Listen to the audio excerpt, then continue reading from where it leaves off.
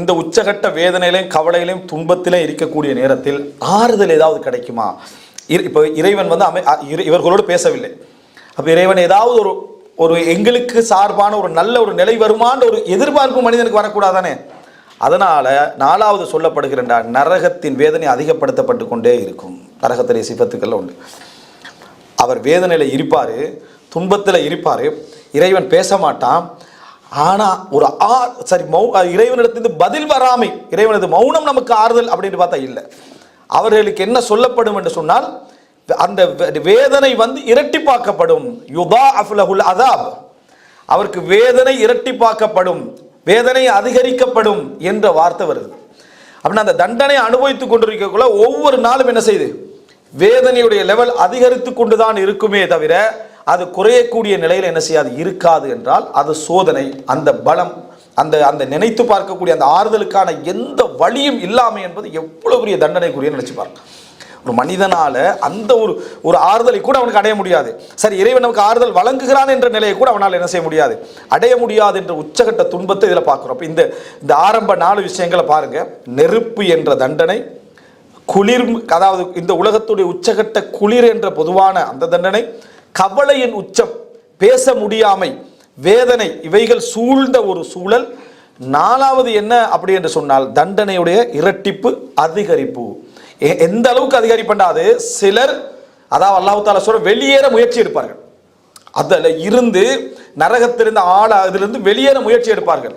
உஈது ஃபிஹா, திருப்பி அவர்கள் என்ன அதிலே தள்ளப்படுவார்கள், அதிலே தள்ளப்படுவார்கள் வருது. இந்த 4வது இந்த சிஃபத்துக்களை நீங்க நினைத்து பாருங்கள். நரகத்துடைய வேதனை, நரகத்துடைய அம்சம் என்றது எவ்வளவு ஆழம், நம்ம நினைக்காத வடிவங்கள்லாம் நரகத்தில் இருக்குது. நம்ம வந்து இப்ப விளங்கப்படுத்தி உணரக்கூடிய இந்த மனவேதனைகள், சோதனைகள் இருக்குதானே, இதைவிட மோசமான வடிவங்கள் எல்லாம் நரகத்தில் என்ன இருப்பது நம்ம என்ன செய்ய வேண்டும், புரிந்து கொள்ள வேண்டும். 5வது அன்புள்ள சகோதரர்களே, இந்த நரகத்தின் சப்ஜெக்ட்ல சொல்லப்படுறதுக்கு இன்னும் புரிஞ்சு கொள்ள வேண்டிய விஷயம், அதாவது வெளிரங்க ரீதியான அடையாளங்கள், அதாவது மேலோட்டமான அடையாளங்களும் வெளிரங்க ரீதியான அடையாளங்கள் தான் இங்கே நான் சொல்றேன். நரகத்துடைய ஒவ்வொரு விஷயத்துக்குமான தண்டனை என்று அது கட்டாயம் தனியாக பேசப்பட வேண்டும்.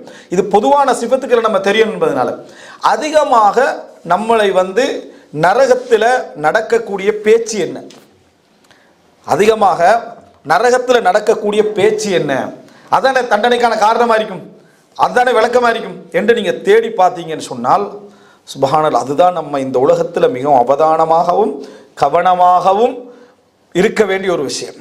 நம்மளோடு உள்ள நட்பு, இதை பற்றி தான் பேசப்படும். நம்ம நரகத்துக்கு வந்ததுக்கான காரணம், நம்ம நரகத்துக்கு வந்ததான காரணம் இதுதான் அங்கே பேசப்படும். நரகவாதிகளுடைய பேச்சாகவும் அவர்கள் வேதனையை வெளிப்படுத்துகின்ற விஷயமாகவும் எது இருக்குமெண்டா, இதை கெடுத்து இந்த இடத்திற்கு நான் வந்த அந்த நரகத்துடைய அம்சம் தான் பேசப்படும். சொர்க்கவாதிகளுடைய சொர்க்கத்துக்கான காரணத்தை பேசுகிற நேரத்தில் குர்ஆன் பேசக்கூடிய விஷயத்தை பாருங்க. அல்லாஹ் தஆலா சொல்கிறான், ஃபஅக்பல பஅதுஹும் அலா பஅதின் யதஸாஅலூன். சொர்க்கவாதிகள் ஒருவர் என்ன பேசிக்கொள்வார்கள். அப்ப சொல்லுவாங்க, கால காயிலும் மின்ஹும் இன்னி கானலி கரீன். சொர்க்கவாதி சொல்லுவாரு, அவர் பேசுற சந்தர்ப்பத்தில் பேச்சுடைய தலைப்பை பாருங்க, எனக்கு ஒரு நண்பர் இருந்தார். சொர்க்கவாதி சொல்வார், எனக்கு ஒரு நண்பர் இருந்தார். யகூலு இன்னக லமினல் முஸத்திகீன், நீ இதெல்லாத்தையும் உண்மைப்படுத்துறியா அப்படின்னு என்னிடத்துல கேட்டான். இந்த உலகத்தில் இருக்கிற நேரத்தில் இந்த மர்ம, இந்த நரகம், இந்த சொர்க்கம், இறைவன், விசாரணை, இந்த மாதிரி விஷயங்கள் எல்லாவற்றையுமே நீ உண்மைப்படுத்துகிறாயா, இந்த இஸ்லாத்தை உண்மைப்படுத்துகின்றவனா நீ என்று என்னிடத்திலே கேட்டான். இப்போ பாருங்க, நம்ம ஒரு நல்ல அக்கீதாவில் இருப்போம், நல்ல தெளிவில் இருப்போம், நல்ல ஒரு விளக்கத்தில் இருப்போம். அல்லாஹ் தஆலா இயல்பாத தந்திருப்பான், அதனால இபாதத் செஞ்சுக்கிட்டு இருப்போம். இந்த சிந்தனை முதலாக போடுறது யாரு, பக்கத்தில் உள்ளவர். சோதனை நேரத்திலோ அல்லது இன்பத்தின் உச்சத்துடைய நேரத்தில் இதை என்ன செய்வான், போட்டுருவான். சில நேரத்தில் எங்கள்கிட்ட எடுப்படாது, சில நேரத்தில் அது என்ன செய்யும், ஒரு ஓரமாக அது வந்து என்ன செஞ்சிடும், எங்கள்கிட்ட ஈமான அரிச்சிடும் அப்படி சொல்லுவான். இதா எப்படி கேட்குறான்னா, இதா மித்னா வகுன்னா துராபன் வஇதாமன் இன்னா லமதீனூன், நாங்கள் மரணித்து நாங்கள் எலும்புகளாகவும் மண்ணாகவும் மாறிய பின்னால நாங்கள் விசாரிக்கப்படுவோமா, அல்லாஹ்விடத்தில் நாங்கள் விசாரிக்கப்படுவோமா, நாங்கள் பொறுப்பு, அதாவது எங்கள் பொறுப்புகள் பட்டு விசாரிக்கப்படுவோமா என்று என்னிடத்தில் என்ன செஞ்சா கேட்டான். கேட்குற நேரத்தை எப்படி கேட்குறான், எலும்பாகவும் மண்ணாகவும் மாறிய பின்னால் இப்படி நடக்குமா அப்படின்னு கேட்டான். இப்போ இது நடந்துதான். கால ஹல் அன்தும் முத்தலிஊன், அங்கே கேட்கப்படும், பார்க்குறீங்களா நீங்கள், அவர் எங்கேன்னு நீங்கள் பார்க்குறீங்களா, உங்கள்கிட்ட அப்படி கேட்டாரே அவர் எங்கேன்னு நீங்க பார்க்கிறீர்களா என்று கேட்கப்படும். ஃபத்தல, அவர் பார்ப்பார். ஃபரஆஹு ஃபீ ஸவாஇல் ஜஹீம், நரகத்திலே அவரை காண்பார். அந்த விசாரிச்சவரை, இந்த மாதிரி சிந்தனையை சொன்னவரை, அவரை நரகத்திலே அவர் என்ன செய்வார்? காண்பார். கால தல்லாஹி இன் கித்தல துர்தீன், இவர் சொல்லுவார், என்னை வழிகெடுப்பதற்கான உச்சத்தை நீ அடைந்திருந்தாய், என்னை கொஞ்சத்துல என்ன செஞ்சிருப்பாய், நீயும் என்னையும் வழிகெடுத்து ஒரு தவறான ஒரு பாதைக்கு என்ன செஞ்சிருப்பாய், நீ சேர்த்திருப்பாய். வலவுலா நிஅமத்து ரப்பி, எனது இறைவனுடைய நிஅமத் இல்லை என்றால், எனது இறைவனுடைய நிஅமத் இல்லை என்றால் லகுன்து மினல் முஹ்தரீன், நானும் இந்த நரகத்திற்குள் அழைக்கப்பட்டவர்களில் ஒருவனாக இருந்திருப்பேன். நீ போட்ட சிந்தனை, நீ போட்ட விளக்கம், நீ சொன்ன வார்த்தைகள் அல்லாஹ்வுடைய நிஅமத் இல்லை என்றால் நானும் உன்னோடு என்ன செஞ்சிருப்பேன், நரகத்திலே இருந்திருப்பேன்.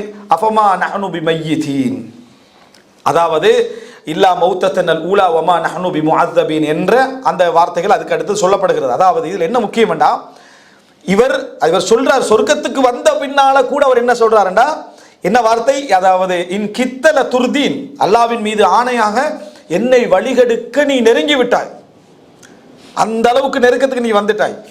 அதுக்கு பின்னால் அல்லாஹ்வுடைய நிஅமத்தால நான் என்ன செஞ்சேன், தப்பினேன் என்றால் மனிதனுடைய சிந்தனை போராட்டத்தை அல்லாஹு தாலா சொல்றான். இதுல மனிதன் காணாத ஒன்றை நம்பிக்கிறான். நண்பர்களால் வழிகெடுக்கப்படலாம், கெட்ட சிந்தனையாளர்களால் வழிகெடுக்கப்படலாம். அப்போ இது நினைச்சு பாருங்க. இதனால தான் அதாவது அல் மர்உ அலா தீனி ஹலீலி ஃபல் யந்துர் இலா மை யுஹாலில், ஒரு மனிதன் தனது நண்பருடைய மார்க்கத்திலே இருக்கிறான், யாரோடு நட்பில் இருக்கிறீர்கள் என்பதை நீங்கள் பார்த்து கொள்ளுங்கள். அவரோட போக்கில் தான் நீங்களே என்ன செய்வீங்க, இருப்பீங்க அப்படின்றது. சொர்க்கவாதிகளுடைய பேச்சு இதுதான். நரகவாதிகளுடைய பேச்சு என்ன, இதே பேச்சாகத்தான் என்ன செய்யும், இருக்கும். நரகவாதிகளுடைய பேச்சும் இதே பேச்சாக இருக்கும். அவர்கள் என்ன சொல்லுவாங்க அப்படின்னா, இரண்டு விதமான நட்புகளை அவர்கள் சொல்வார்கள். ஒன்று, நண்பர்களாக இருந்து வழிகெடுத்தவர்களை, அவர்களை குர்ஆன் குரானா உஸ்ஸு என்று சொல்லுது, கெட்ட நண்பர்கள் என்று குர்ஆன் சொல்லுது.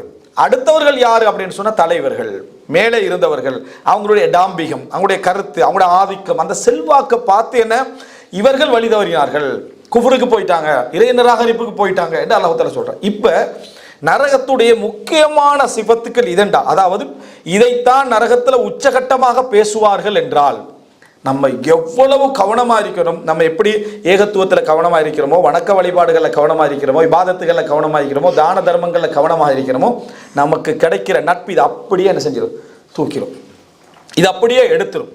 நல்ல மஜ்லிஸ்கள், நல்ல அமர்வுகள், நல்ல குர்ஆன் வசனம் சொல்லக்கூடிய இடங்களோடு நமக்கு சேர்ந்து இருக்க வேண்டும் என்று சொல்லப்படுறதுக்கான காரணம் சிந்தனை பிறழ்வு. சிந்தனை பிறழ்வு என்ன செய்யும்னா, நம்ம நல்லவர்களை விட்டு தூரமாக நமக்கு எதிரான கருத்து பேசுகின்றவர்களை விட்டு தூரமாக என்ன செய்யும்னா, நமக்கு சார்பானவைகளை மட்டும் நம்ம தேட ஆரம்பிப்போம், நிம்மதியடைய ஆரம்பிப்போம் என்பதை நம்ம புரிந்து கொள்ள வேண்டும். அப்ப நரகத்துடைய பேச்சு, அதனால சொல்லுவாங்க கலாமு அஹ்லின் நார் கலாமு அஹ்லில் ஜன்னா. இமாம் இப்னுல் கய்யிம் அல் ஜௌஸிய்யா ரஹ்மத்துல்லாஹி அவர்கள் இது ஒரு தொகுத்து போட்டுக்கிறாங்க. என்னடா, சொர்க்கவாதிகள் பேசும் பேச்சுக்கள், நரகவாதிகள் பேசும் என்ன பேச்சுக்கள் என்ற தொடரில் அது அவ்வளவு பார்க்கலாம். இதில் பிரதானமான பேச்சாக இது இருக்கும்.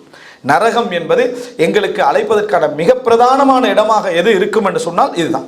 என்ன, கெட்ட நண்பர்கள், கெட்ட உறவுகள், கெட்ட மனைவி, கெட்ட கணவன், கெட்ட பிள்ளைகள், கெட்ட பெற்றோர்கள், கெட்ட உறவுகள், கெட்ட நட்புகள், இதுதான் நம்மளை கொண்டு வந்து சேர்க்கும். அவசரமாக நம்ம விலகிக் கொள்வதே என்னது சிறப்பு, நம்மளை காப்பாற்ற வேண்டும் என்று சொன்னால் நரகத்துடைய பேச்சு இதுதான் இருக்கும்.